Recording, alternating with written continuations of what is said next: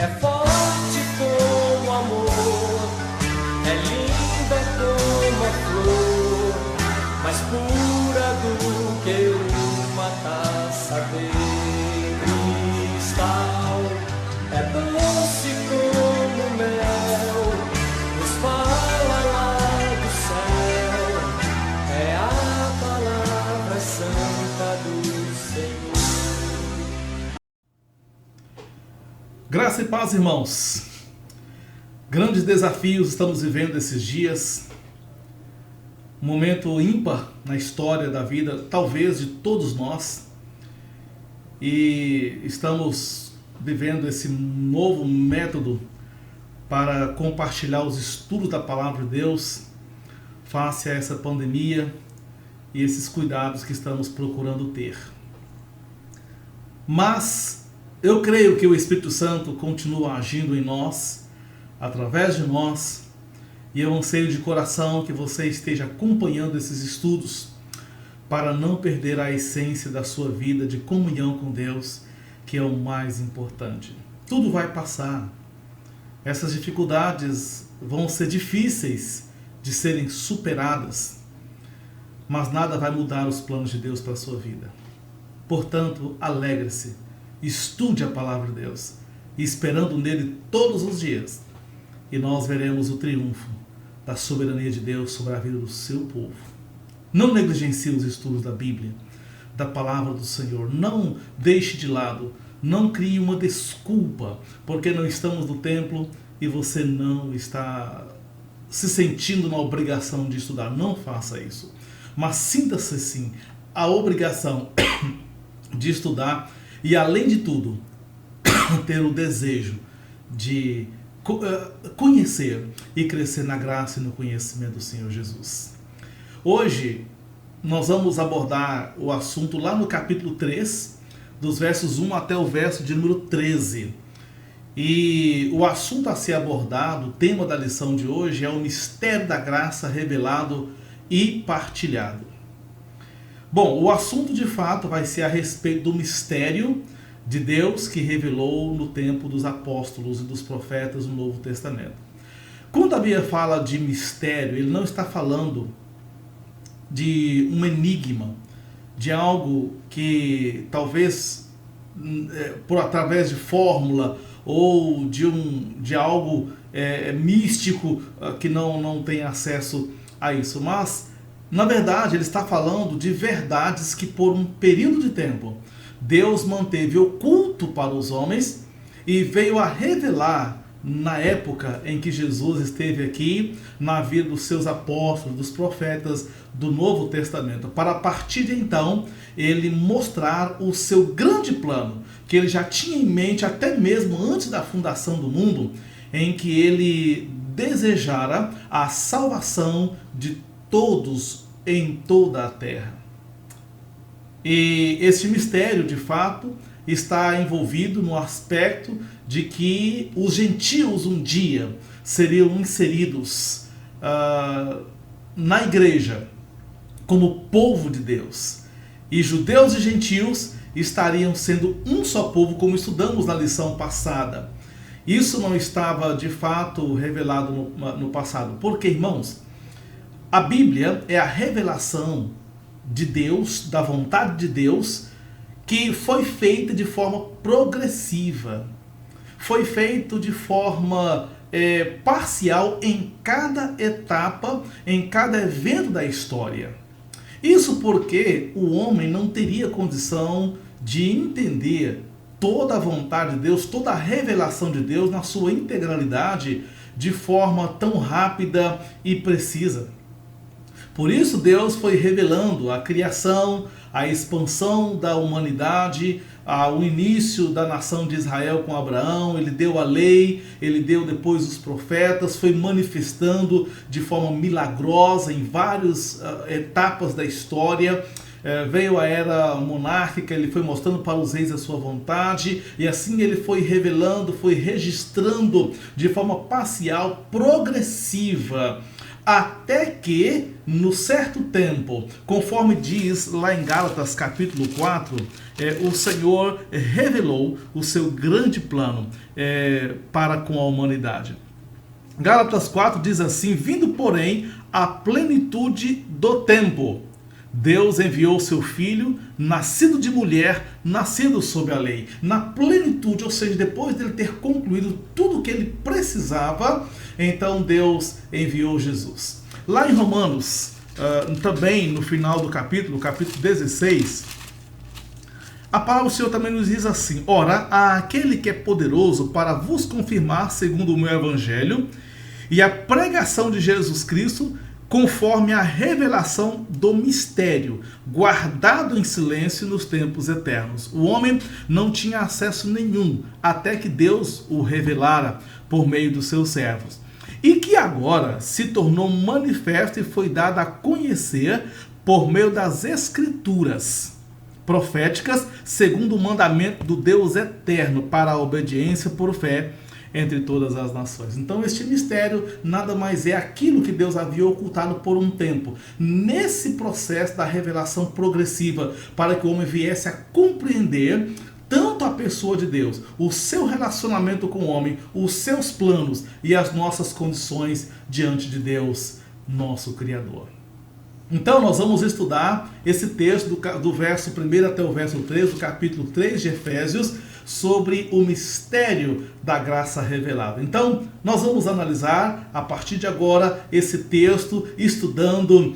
Venha comigo, vamos aprender algumas coisas muito importantes nesse texto, em que nós possamos desenvolver a nossa confiança, a nossa alegria, o regozijo na graça de Deus que nos foi revelada, para que, por meio da igreja, a sua graça, a sua glória fosse manifesta no mundo, enquanto Jesus não volta para buscar os seus, completando assim todo o propósito que ele tem para aqueles que ele chamou para ser dele, salvando-os pela sua graça.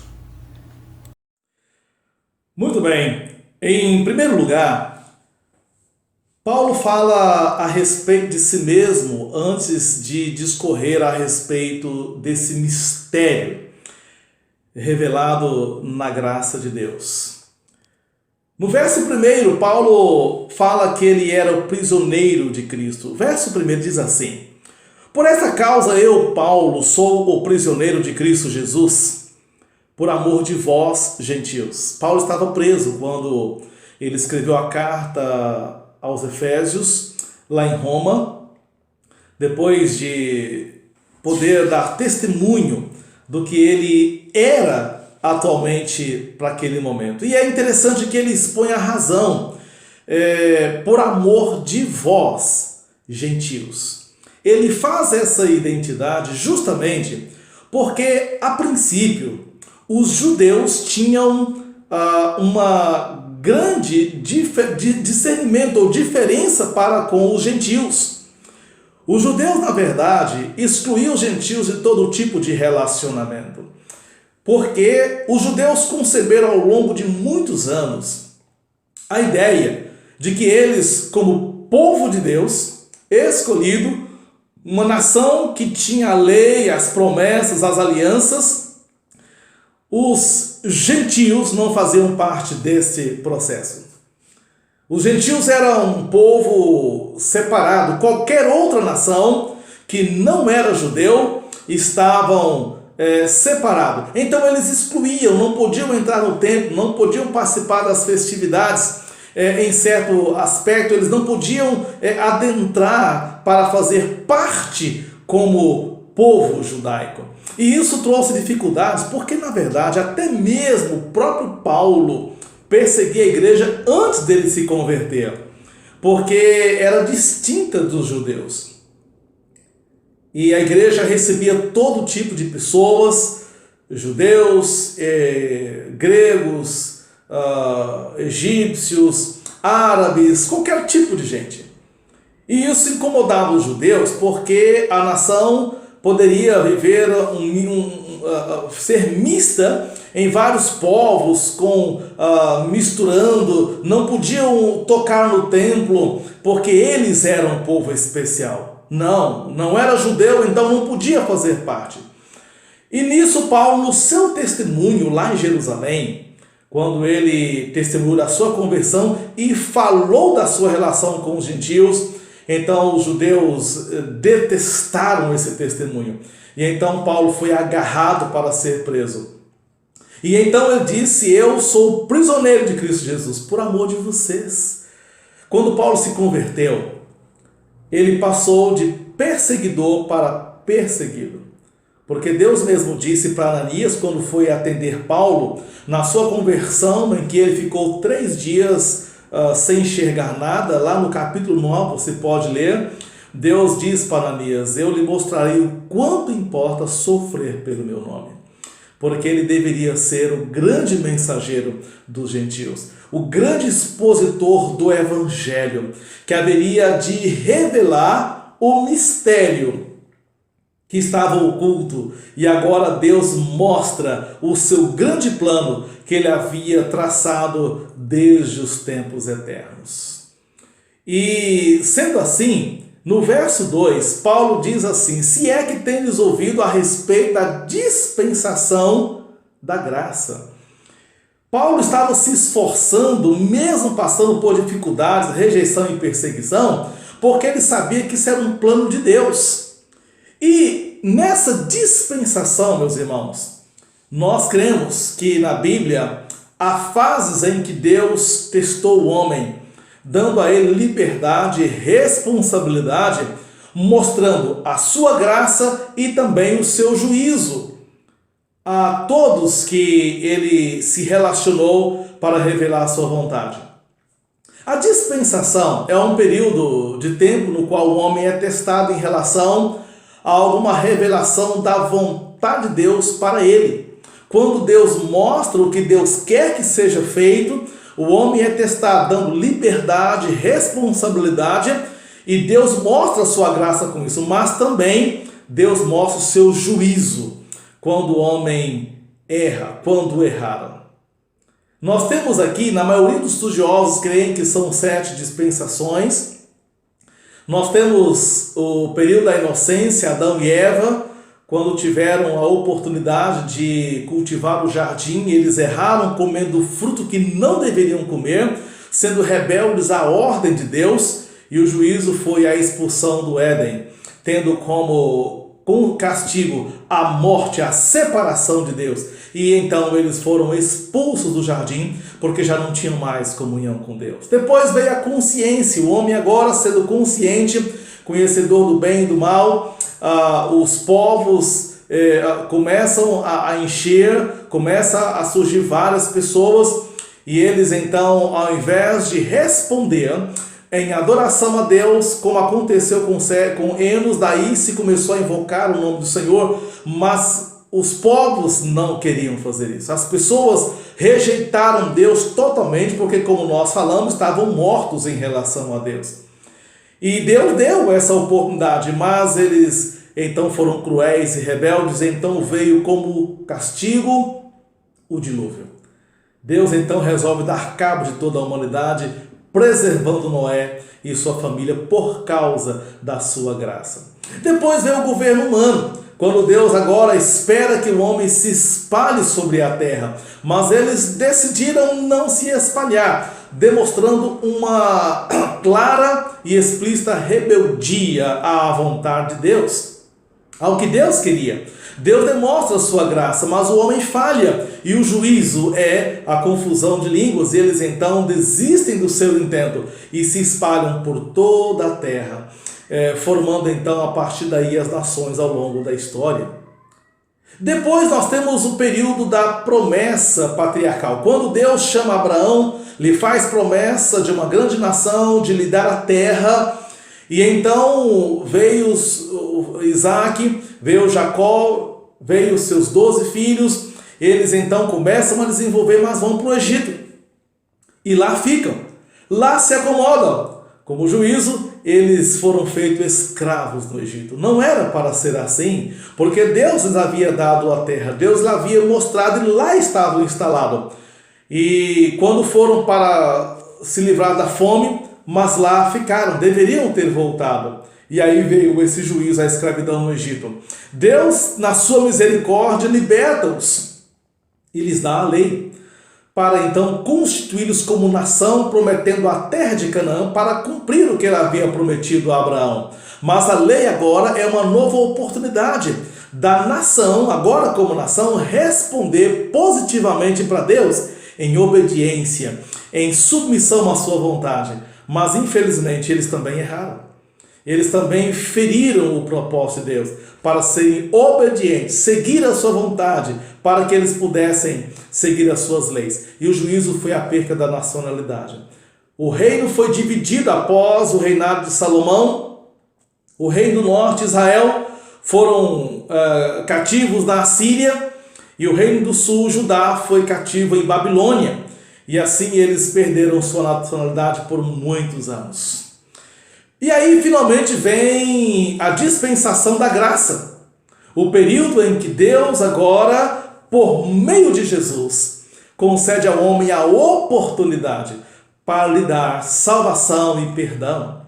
E ele então funda a sua igreja e envia o Espírito Santo para habitar no homem. E esse período, irmãos, é o período em que Deus está dando liberdade para todos fazer o que quiserem.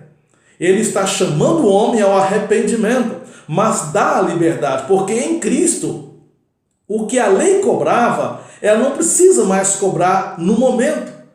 Mas o Senhor dá a oportunidade para que até Cristo eles possam receber o perdão. Mas o juízo para aqueles que rejeitarem será a grande tribulação, quando o mundo vai sofrer junto com Israel, que nós chamamos a 70ª semana de Daniel.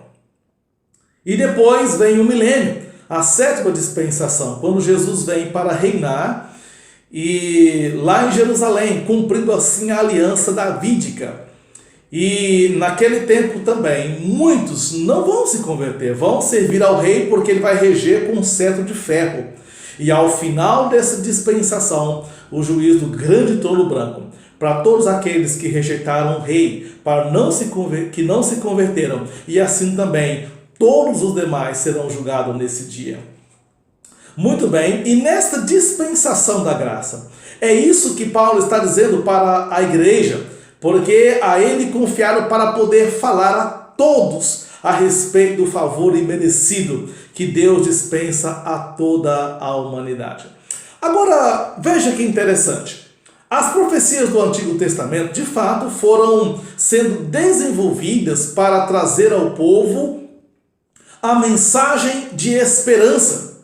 Mas a visão que eles tinham era apenas do povo. Tudo que Deus ia fazer, a glória, a vinda de um Redentor, do Messias, que eles aguardavam, era para os judeus. Eles não tinham a visão da igreja. Então, quando Paulo diz no verso 3, pois segundo uma revelação me foi dado conhecer o mistério. Estava oculto lá no passado. Os profetas falavam de várias profecias, mas eles não enxergavam a igreja.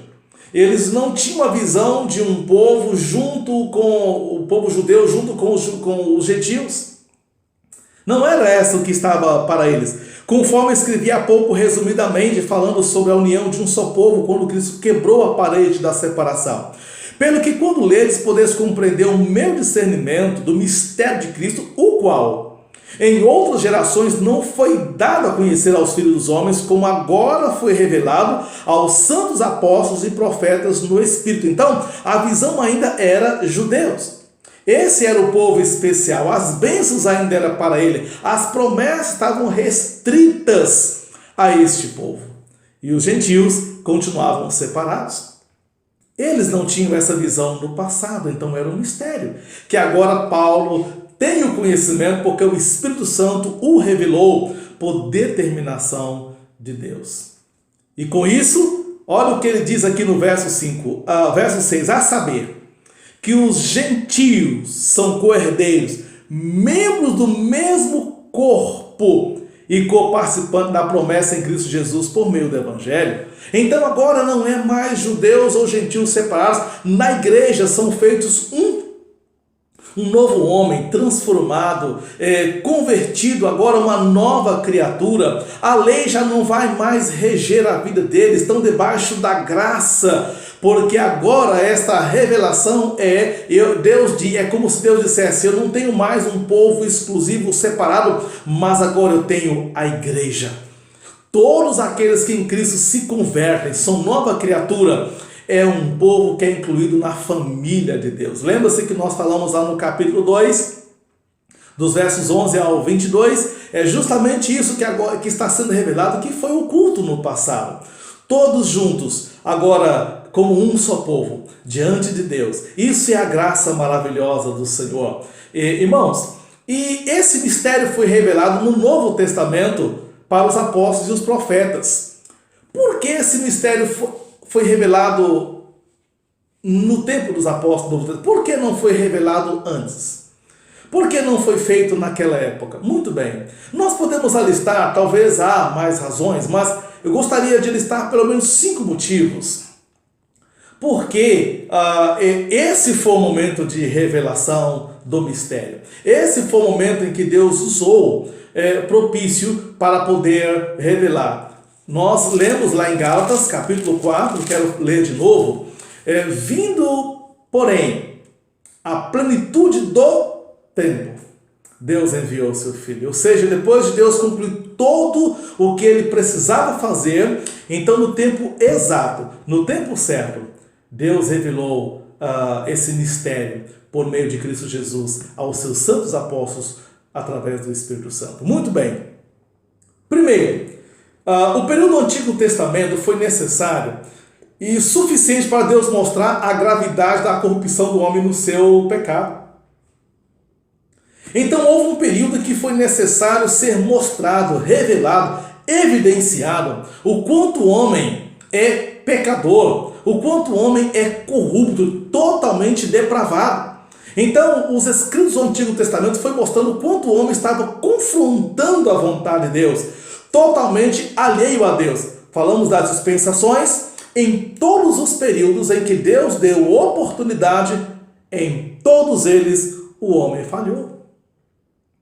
Segundo, todos os recursos externos oferecidos por Deus para dar direção ao homem de encontro à sua vontade eram ineficazes para restaurar a natureza caída da humanidade.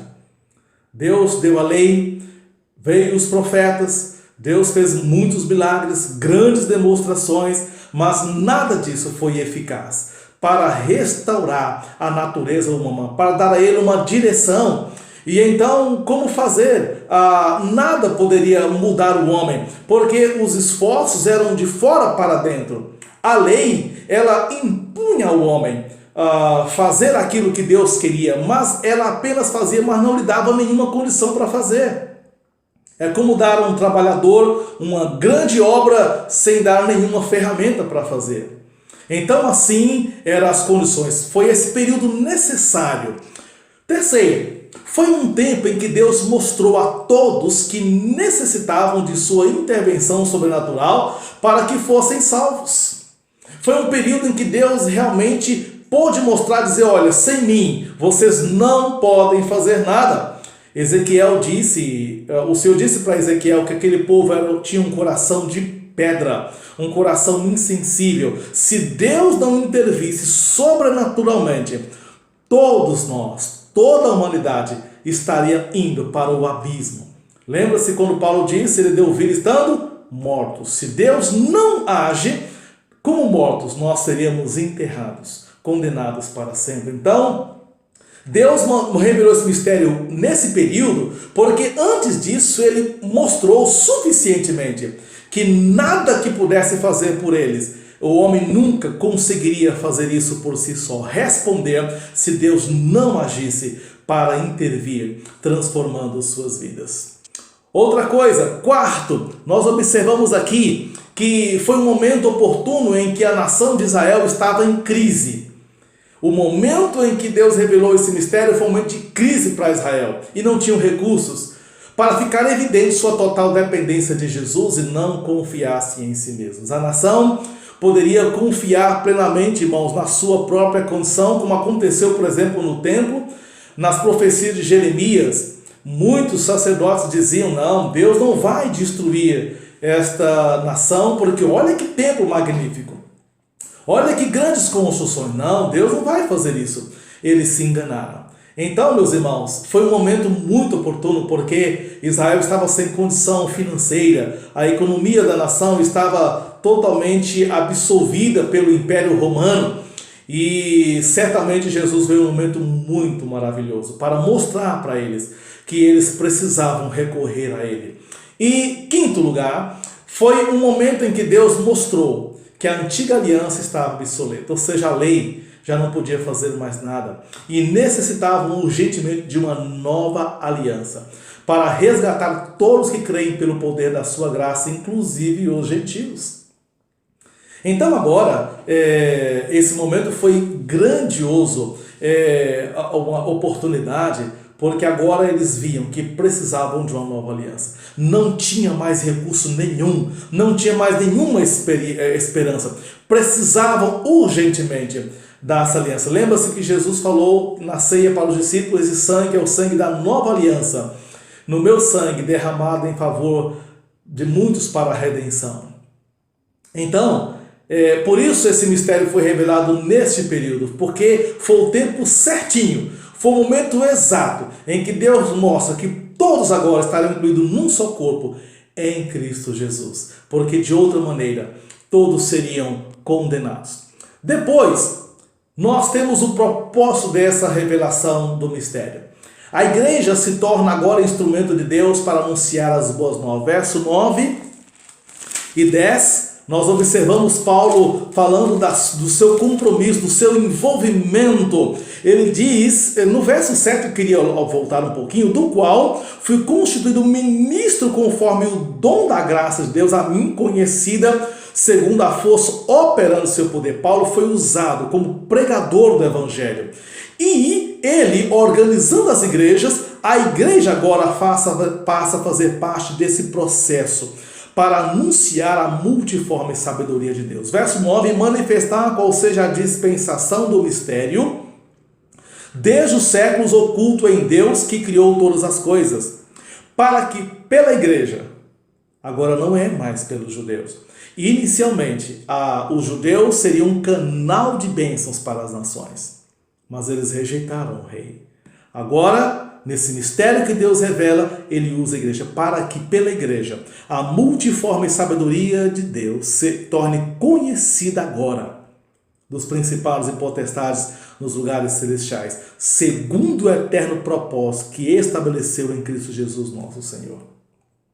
Agora, a igreja é um instrumento, ela é a luz, ela é o farol, ela é o sal, ela é esse grande instrumento para fazer conhecido a grandeza do Evangelho, as insondáveis riquezas de Cristo que Deus preparou para todos aqueles que creem. Irmãos, nós como igreja temos privilégio e temos responsabilidade. Privilégio porque nós somos chamados para pertencer a esse corpo, salvos, lavados no sangue do Cordeiro. Privilégio de ajudar outros a conhecer a verdade, mas responsabilidade porque ele deu uma ordem. A igreja resgatada, comprada com preço de sangue, deve agora fazer conhecido a multiforme sabedoria de Deus. Essa sabedoria que aos homens naturais foi ocultado, mas aos espirituais foi revelado. E esse discernimento está na igreja para levar essa verdade. A igreja não tem que se envolver com a política, como igreja. Ela não deve se envolver com o governo ou com qualquer outro evento que tira o foco do seu real propósito, que é servir a Deus, que é glorificar a Deus por meio da pregação do Evangelho, servindo, adorando e vivendo uma comunidade transformada. Que Deus nos abençoe e que nós possamos ser esse instrumento, assim como Paulo foi. Meus irmãos, que você se coloque na sua vida. Que compromisso você tem tido com a igreja para ajudá-la a dispersar, a fazer conhecido esta verdade, a expandir o conhecimento de Deus, para que muitos conheçam essa verdade. O período da graça é este, a essência da igreja, pregar o Evangelho. Como você tem se envolvido com isso? Como você tem feito parte? Que compromisso você tem assumido com esse privilégio e essa responsabilidade? Assim como Paulo disse, ele me constituiu ministro, servo, responsável. Por isso ele estava sofrendo. E nós, o que estamos fazendo para que seja feito esta pregação, conhecido diante da esfera de ação onde estamos, o Evangelho que Deus trouxe através de Cristo para salvar todos aqueles que estão perdidos. Que Deus nos desperte, que Deus nos reavive e que possamos, irmãos, ter compromisso e abraçar esta causa que o Senhor confiou à sua igreja. Que você faça parte, que você deixe o Espírito Santo te iluminar, te encher, para que você seja luz onde estiver, para que junto da igreja possamos manifestar a glória de Deus pregando, falando deste amor, desta grande bênção, que Deus não faz acepção de ninguém. A igreja é um lugar onde ninguém é rejeitado quando crê em Cristo Jesus, por causa da nacionalidade, por causa de sexo, por causa daquilo que ele é na sua sociedade, porque Deus transforma o homem. Lá em Colossenses 3:11 ele diz assim, no qual não pode haver grego nem judeu, circuncisão nem incircuncisão, bárbaro, cita, escravo, livre, porém Cristo é tudo em todos. Que grande bênção! A igreja deve ser acolhedora, inclusiva, para poder ajudar as pessoas a olhar para Jesus, para serem transformadas. A igreja não deve ser absolvedora de pecado. Não deve aceitar as pessoas para vir e continuar pecando, não. Quando falamos da igreja ser inclusiva, é de abraçar pessoas para falar do amor de Deus, para que elas sejam transformadas e alcançadas pela salvação e possam ser salvas e incluídas no corpo de Cristo.